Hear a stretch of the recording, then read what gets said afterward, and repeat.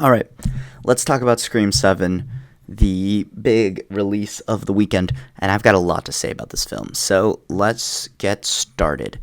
Um, Story wise, I think the story is fairly solid for the most part. Do believe that you can tell that it was heavily rewritten. And there was a lot that felt kind of rushed and unnecessary, but you can tell that this was writer strike, firings, and there was a lot that was rewritten with this film. But I still think it plays out fairly well for the most part. There are some very, very, very weak moments, but there are still some pretty strong moments. Um, so story wise, I'm gonna give a bit of a hot pocket score. I think it's good, but like not satisfying. It won't blow you away, and yeah. Cinematically, though, I think the score is just as good as it always is. The visuals, I think, are actually better. I think there's a lot of really good sequences and shots, and the action set pieces are a little cooler now. Um, they don't reach the highs of the franchise, but they definitely are still really good. But yeah, cinematically speaking, I think this is a bit of a hand grenade movie more so. Directing, I think it's actually fairly well directed. It's just as well paced as all the other Scream movies. The only issue is that this one's story is a bit messier than the others, so that's the hard part about it. But it's still really solid and really good and well directed. So pretty cool to see the writer of these movies get his limelight in directing it, and does a pretty good job. So I guess I'll give a slight hand grenade score here. Cast, I think this feels like the Scream movie with the weakest supporting cast of them all, because you really didn't get to know anyone. In all the other ones, you get to know a lot more about them than this one does. I feel like everyone who dies in this one wasn't as fleshed out as everyone who dies in the previous ones. And it does make it a lot weaker, especially when it comes to the kills. So yeah, hot pocket score there. Expectations and experience. This is where I'm gonna be a little iffy, and if you consider it a spoiler or not.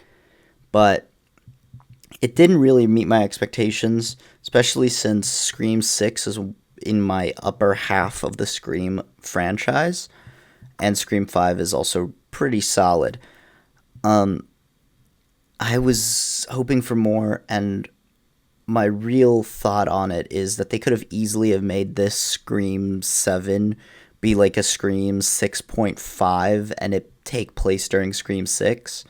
That's like my main critique, and I think that's what I would do to change it. I think it would have been more interesting like that. But my main issue with this film that really hampered my experience is that it's a Scream movie without the Scream part. What makes the Scream movies fun and engaging and entertaining isn't necessarily its slasher setting and style. It's the fact that it calls itself out for being a slasher movie with all of these very gimmicky rules that always happen. And this one doesn't have that moment that really breaks down what's going to happen in this feature, because all the other ones do. In the first Scream movie, they literally call out the two killers in the first moment they could. They literally immediately tell you, hey, you're the killer and you're the killer. And it was them. And then in the next one, you see how the connection. And in the third one, you see the connection. The fourth one, you see like the styles. And every single Scream movie up until this one has like lays down the foundation for what will happen in this feature, and this is the only one that doesn't. And when a character was actually the character that they made 4, 5, and 6 to do this to play this role was about to start talking about it, they literally told her to shut up.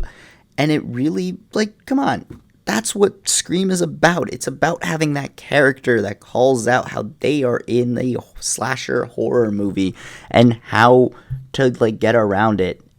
And so it was just really frustrating.